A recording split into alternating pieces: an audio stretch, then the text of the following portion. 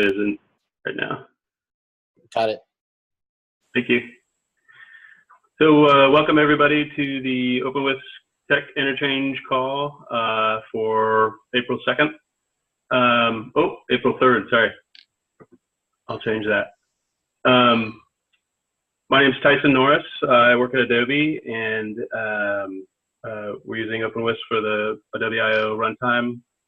And I guess the first thing that we typically do is see if there's anybody new on the call that may want to introduce themselves. Does anybody new want to introduce themselves quickly?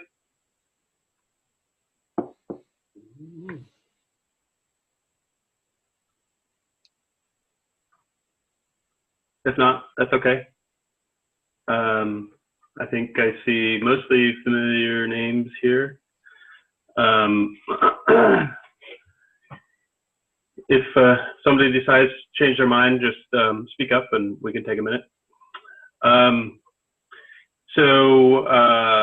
As for PR updates and noteworthy changes, I don't know if anybody has anything specific. I went quickly through the commits over the last couple of weeks and picked out a few that I thought were noteworthy. One of them is the Adobe Perf tool from Erez. I think he presented that a little while back. Looks like that was merged. I don't know how recently gauge metrics were added, but I know that's something relatively new. Do you have any numbers handy by chance? Bertrand beats us up if we don't have numbers. I can add them after the fact if we don't, or find them. Sure. So let's see, the OW Perf one is 4320. At least part of the gauge metrics,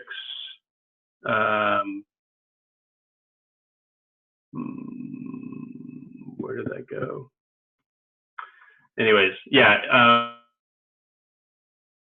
the numbers.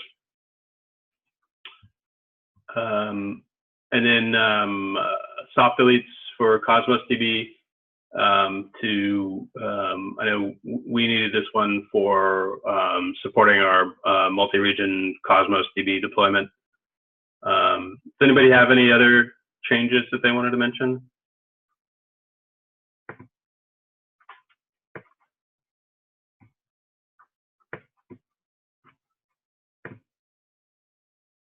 Okay.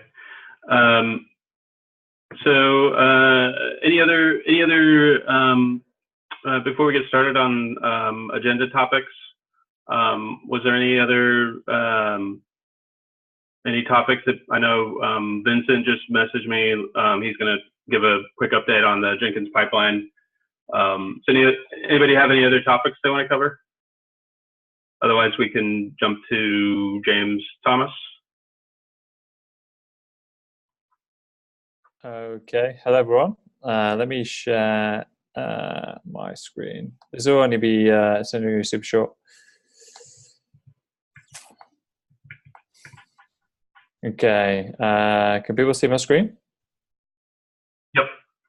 Cool. Okay, so yeah, just spend 5 minutes talking about the OpenWhisk release verification tool I've been kind of working on recently. I think I posted in Slack a little bit about it and just to talk about it and share it. And this kind of comes from the background of, we all love the Apache release process and voting and all that kind of stuff. And I think sometimes one of the things that puts people off from kind of voting is not actually kind of knowing how to go through all the steps that can be quite laborious to be able to verify a release that allow you to say +1.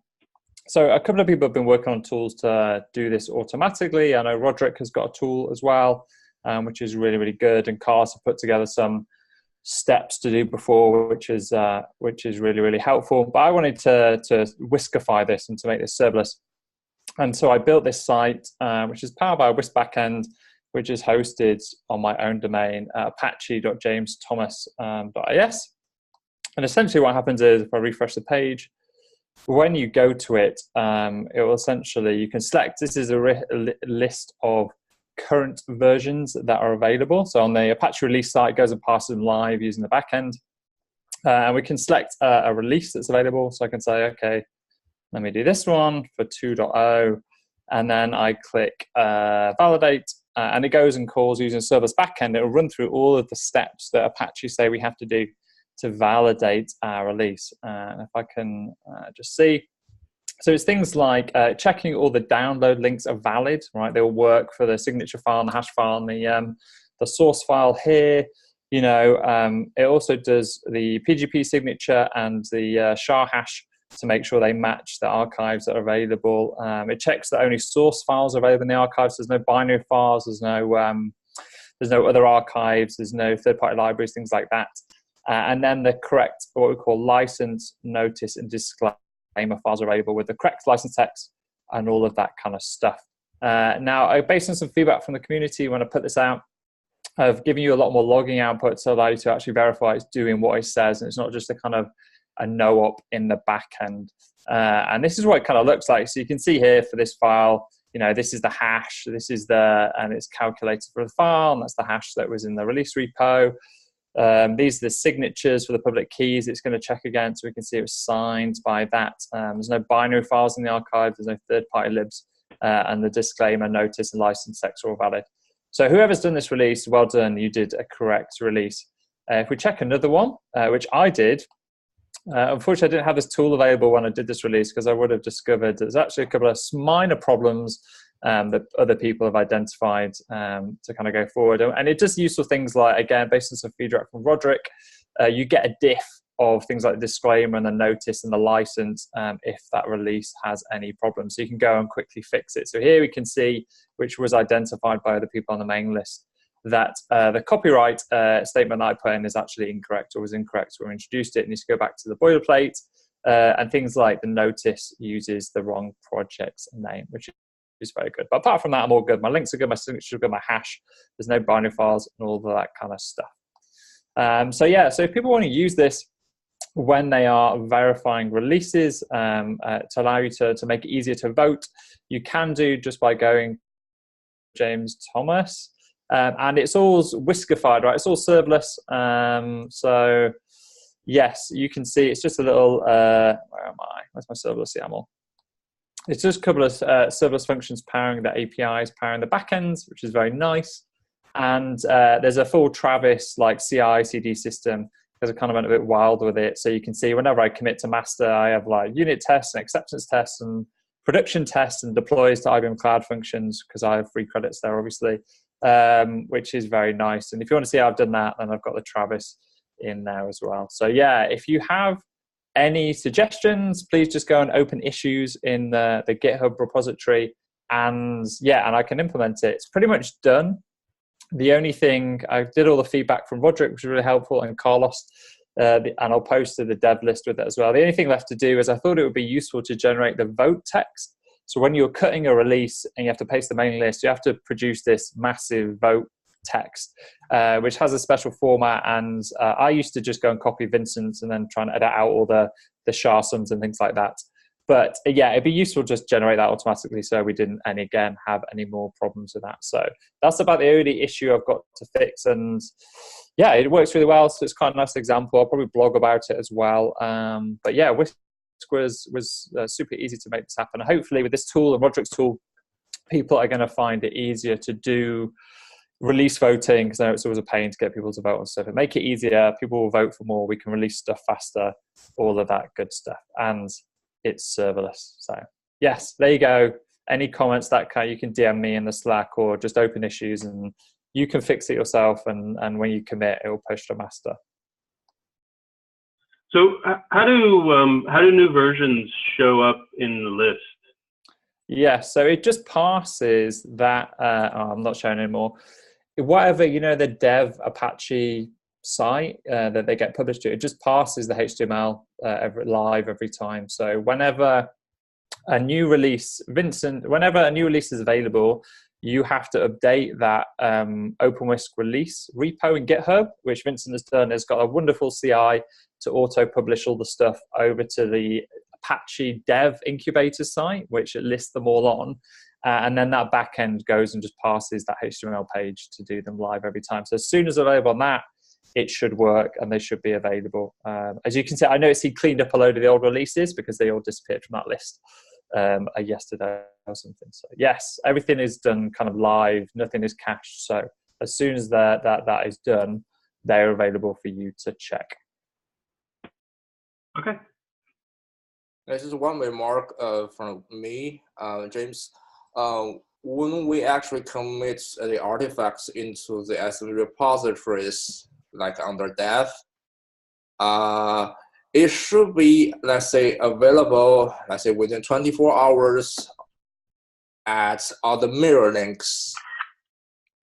The one remark is just to verify the mirror link actually work, not only the SVN repository link. Okay.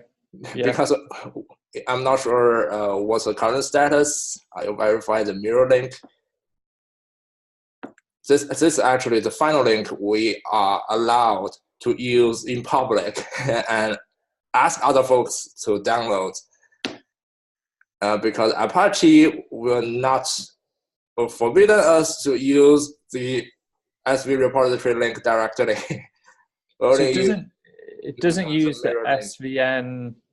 It doesn't use the SVN to check out. It uses that site, that dev, whatever you put in. You know, you put in the release in the email. That site that you link to in the release, the voting email.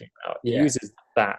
You know, when we actually do SVN commit into the SVN repository, the mirror link will be available, I think, 24 hours at most. So the mirror link will be the final link we are going to verify. Okay. Can you open an issue in the repo and just drop that down, and we can have absolutely, no problem. Thank you. Yeah, and again, once again, like props to Vincent for all the hard work on the release stuff. You've made it as easy as possible for us, especially that, just being able to commit to that repo and everything gets generated. That makes everyone's lives so much easier. So thank you. Yeah, no problem. But by the way, this verification is just a fantastic tool. Yeah, it really makes our vote procedure not a. Roderick had a suggestion when I was talking to him about whether we could, if we wanted to kind of adopt this more officially, have it on, like, hosted on some Apache site, host it on Apache and do something like that. And in theory, the way I built it as well there's nothing really OpenWhisk specific in there. So in theory, that you could use it for pretty much any Apache projects with a couple of code changes. So yes, I don't know if people, and then we could have it so you could link to releases in the URLs. So then, you can, I don't know. Roderick had some good suggestions about maybe hosting it officially, so it's a bit more of an official thing. If people found it useful enough. Yeah, I'd look initially for our mentors to weigh in on that. I just know how. I actually was worried about seeing all the communications in the incubator board, how they would even perceive the tool. Maybe they considered that not a multiple source of verification if everyone uses the same tool to verify. So I'm worried about controversy erupting from exposing this tool. I'm sure we'll get shouted at for something, right? This is what our mentors are there for. Right, they haven't weighed in yet. So but actually, I thought Matt Stricker said this was great. But Matt's the new sheriff in town, so. Hopefully. You're all welcome to deploy it yourself. IBM Cloud Functions has a wonderful light tier, and you can one-click deploy, and then you can use your own version. That would maybe work. I'm not saying anything. We'll have to see what happens. It amazes me that they haven't hosted a tool like this before. But yeah. So cool. All right. Yeah. Any issues, comments, that kind of stuff. Open issues. You DM me. Yeah, just wanted to. I built it, for myself to make things easier, and I just thought I would share it to help others.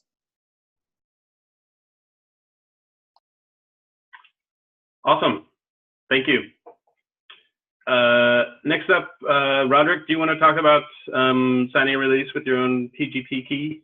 Yep. So I just grabbed the screen. So this is perfect on the heels of what James Thomas showed. So one of the things I've been working on is releasing the runtimes, all of the runtimes. There's several repositories for that, and the work that Vincent's done, I think, is spectacular. Actually, it makes it so easy to do the releases. At first, I was dreading doing it because you read all the documentation, then you realize you just have to update one file, submit a PR, and all the heavy lifting Vincent has already done for you and automated with Travis. So I went through that process, and then as I was doing the verification, I noticed that because of the way Travis works, the PGP key that's being used to sign the release is Vincent's key, and it's supposed to be the release manager, which is the person actually doing the discuss, vote, and all of that good stuff. So I think to be proper, I wanted to use my own PGP key, and then ran into a few caveats trying to do that through just submitting a pull request, which Vincent reminded me doesn't quite work because of the way you do Travis encrypt. You wouldn't be able to verify your changes until after a PR is merged, and that can get tedious. So what I wanted to then do was, can I just run the same scripts that Travis runs on my local desktop and do it that way? And I think that works, but what I ended up with after talking with Vincent was a slightly different process. So with Vincent's help, this is what I ended up doing. I forked the release repo. I updated the Travis file with my SVN username, my SVN password, and encrypting a PGP that I created just for Apache release signing. And I commit those basically to my branch on my own fork. And then I just update config.json, and Travis does the rest. So presumably you only do this Travis encryption once for yourself. And then anytime you're doing a release, you're just updating config.json. So I found it to be a little bit easier in the long run, or in the short run rather, doing that than trying to actually extract from the Travis script just relevant parts to run it online. I ran into some dependency issues just because of my machine quirks. So knowing that Travis works, that's what I ended up doing. And for reference, this is the diff for my repository. Let me see if I can. I'll show basically just touching a few files, and then the main changes are in the config.json file. So we can archive this and put a link in the wiki if people want to do it, and I'll update the documentation at some point to do that. I think this is convenient, but others should comment and weigh in as we do more releases. So you saw a really fancy, I think, verification tool from James. I think this is, if I'd known he was doing that, I probably wouldn't have built this tool. But as I was going through releases and verifying them, I had automated most of my steps into a bash script, which I ended up committing upstream into our release project under tools. And it works in very much the same way. And I think I used this script to suggest things that I would like to see from the web interface, just to give you a sense of what it's comparing when things fail, how do they fail, et cetera. So you run this as a bash script. It has some assumptions about tools that you have locally available, like you have to have Git and other Unix tools. And it runs through the verification where it pulls the release candidate from the canonical place, adds the keys that are used for signing to your own keychain so you can verify the PGP signatures, tells you who it was signed by. And you'll see that for this OpenWhisk runtime Docker, the signature verification shows it's signed by me. So I succeeded at least in that little experiment. The script leaves the artifacts there so that you can inspect them, particularly when things fail. There could be some false positives, and then it's on you to go through and do last verifications and spot checks that might be necessary. As you saw in the previous talk, the next step is, well, okay, you've created the release candidate. Now you have to kick off the voting thread. And I also created a Python script which takes the same config.json file and then generates the email for you. So here's a sample email produced by the tool. I'm using -n, which is just a dry run. If I take that out, it will actually send out your email through the Apache SMTP server, assuming you've created a configuration file with those values locally. This does not run in Travis. I think it's safer to do this manually because you might want to check and tweak the message or iterate over some things before you actually send it. So this part is not automated. It's meant to help you. You can copy paste this output, put it in your email client, or put in your SVN, your Apache SMTP username and password, and then the tool will email it for you. So this is a preview of the email the dev list is going to get fairly soon to verify the releases. And you'll notice that I put in how to do the verification with the actual commands for RC verify. I think maybe we can include a link to the web tool we just saw, or defer that to a later time. I think, if it's not an Apache-based host, we might get some pushback, as Matt was alluding to. So anyway, this tool is also in the release repository. It's under tools. It's called gen-release vote. And hopefully it even makes it easier for you now as a release candidate. It's not that scary anymore. It's update a configuration file, wait for Travis, generate this email. I actually ran through all the verification steps, made sure my releases were okay, found some problems that I needed to fix. And now I think I'm ready to finally send this out. So expect this email fairly soon. And that's it. That's all I prepared. Any questions, comments? On the using your own PGP key, did you? I assume your fork is already being built by Travis. Is it worth mentioning somebody may need to set up their fork to specifically be built by Travis in order to make sure that? Yes. You're right. Thanks for pointing that out. I did have to enable Travis for my fork, which wasn't. You don't get that for free. You have to go to Travis and say, okay, build for my fork and build for my branches. So I did have to do that. And okay. When I update the docs, I'll have to put that in. And the alternative is just to figure out how to run the Travis script locally, which is feasible. This was so much easier, I think, in the long run that for me, that I ended up just doing that. Worked so well with the automation.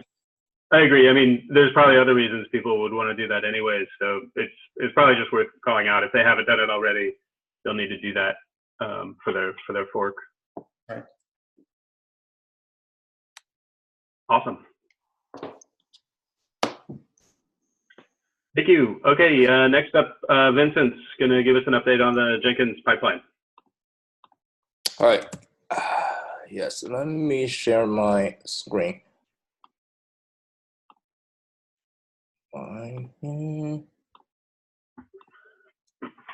Okay. Alrighty. As you can see, this is our Jenkins pipeline for the OpenWhisk project. It has become healthy at this moment. After I fixed, I think, the last issue last week, we used to have one test case constantly failing. Then with the help of Sven, I found out that it was due to the kind of memory limits for our Docker configurations. By default, the infrastructure on the Apache does not have a memory limit, so which actually leads that test case is constantly failing. After I configure that memory limit, then the issue is gone. As you can see, we have 4 major steps for a Jenkins pipeline build. First, we do a checkout based on what PR it is. Then we run a Gradle build to build all the Docker images for OpenWhisk services.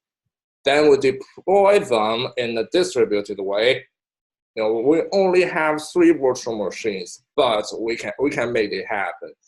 And I also maximize the usage of our pipeline. I remember like 2 weeks ago, I still say that we can only run 1 instance at a time.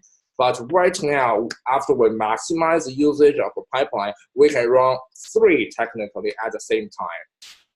But let's say how the topology has been, let's say, orchestrated. Well, it's a kind of combination game.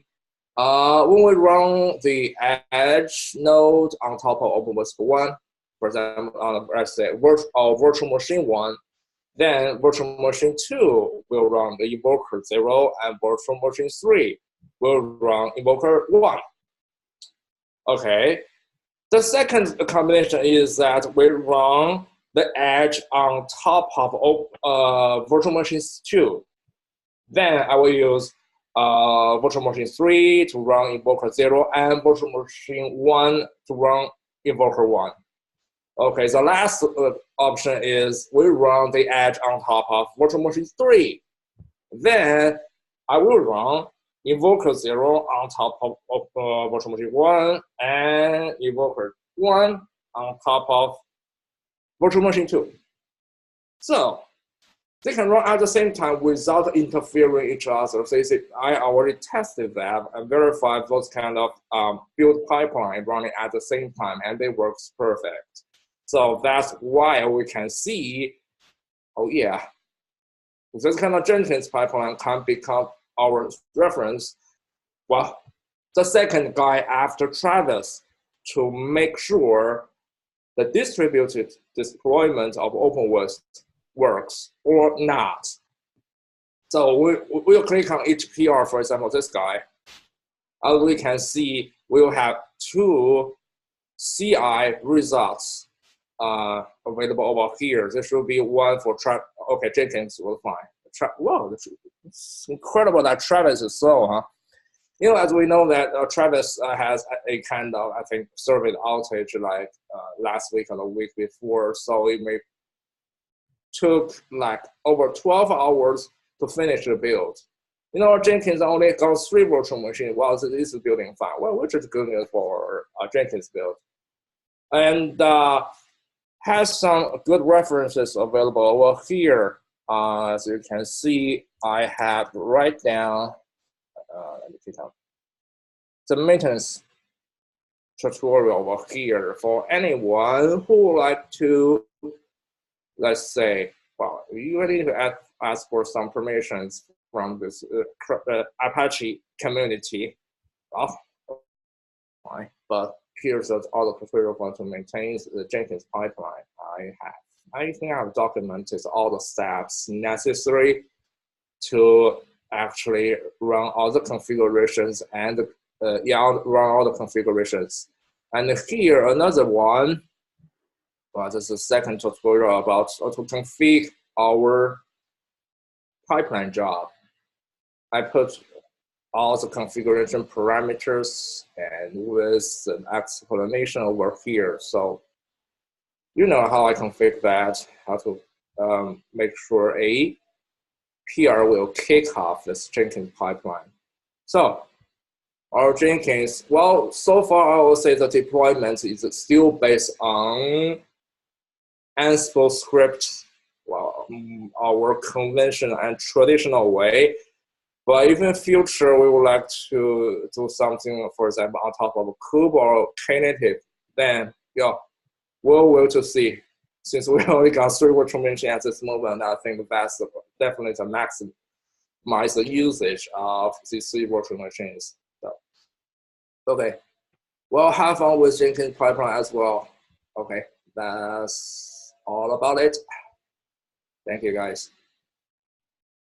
Yeah, Vincent, can you describe the test suites that are run there? Is it the same suites that Travis runs, or is there additional tests? Okay, they actually run the equivalent test cases. No matter it's on Travis CI or it's on Jenkins CI. The only difference between them is that let me click on this guy. Is this test case? As we can see, we have a shoot invoker test because we actually run the deployment on different machines.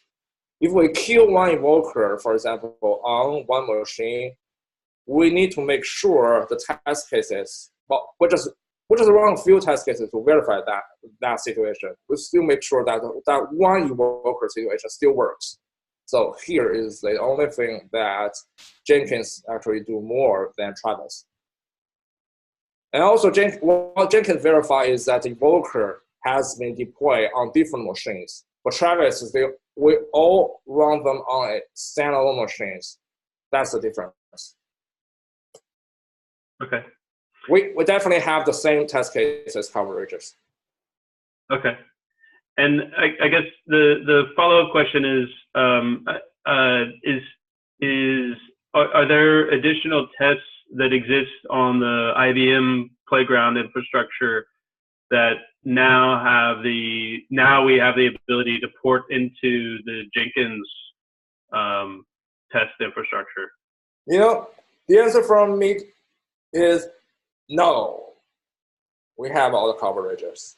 Yeah, I mean, we've been through some analysis. We've asked all the people if there's any secret hidden tests, and we've come up empty. So, okay. All right, no secret hidden tests. Good, check. This is awesome.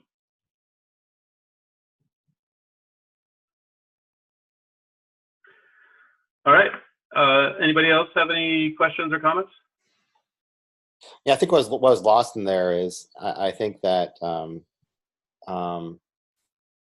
whole Kubernetes deployment story, I think, is going to come into play soon with these VMs.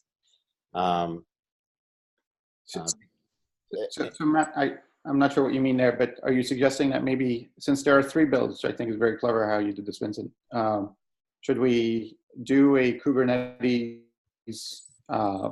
Jenkins build and maybe Mesos or Docker Compose build? Basically, can we just pick the platforms that we're supporting and we are actively interested in, make sure that we have Jenkins coverage for? What do others think? You know what, Roderick? I think we better talk about this offline. I already tried that, but there are definitely more obstacles. Okay. Yeah, I think there's an offline conversation. I think Dave Grove had some ideas about this as well. I think everyone's been focused on getting the big point release, the big major release out, and graduation. But I think that maybe May timeframe, we might want to look at alternative deployment and also in conjunction with bringing the kube repo back into main OpenWhisk, like we talked about months ago.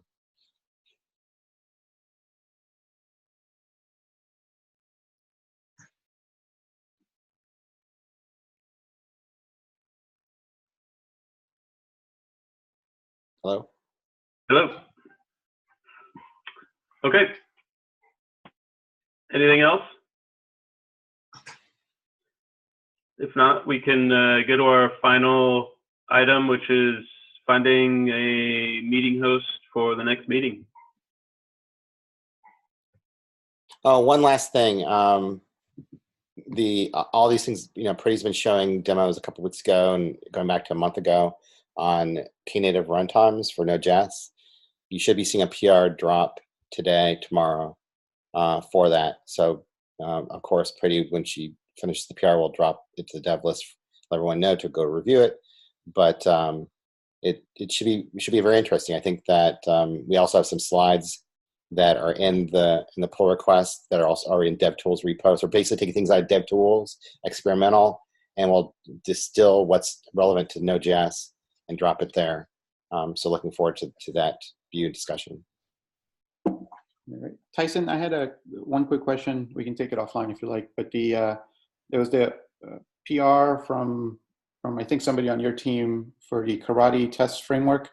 And I had asked, what are we going to do with that PR? I don't want it to rot again. I think we should decide one way or the other. Have you made any progress figuring out what to do with it? No, I have not, and I apologize for that. But I will. I'll try again to come up with something there. All right, thank you. Yep. Thanks for bringing it up.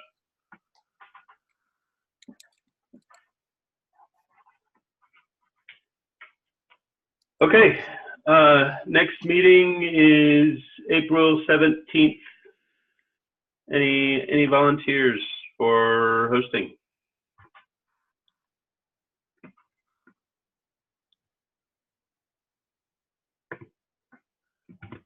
Don't be shy.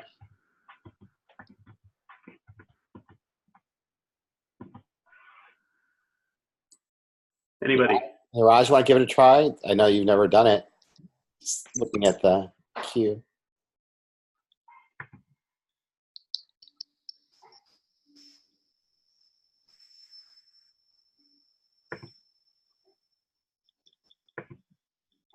I can volunteer to do it. Roderick, do you want to? Yeah.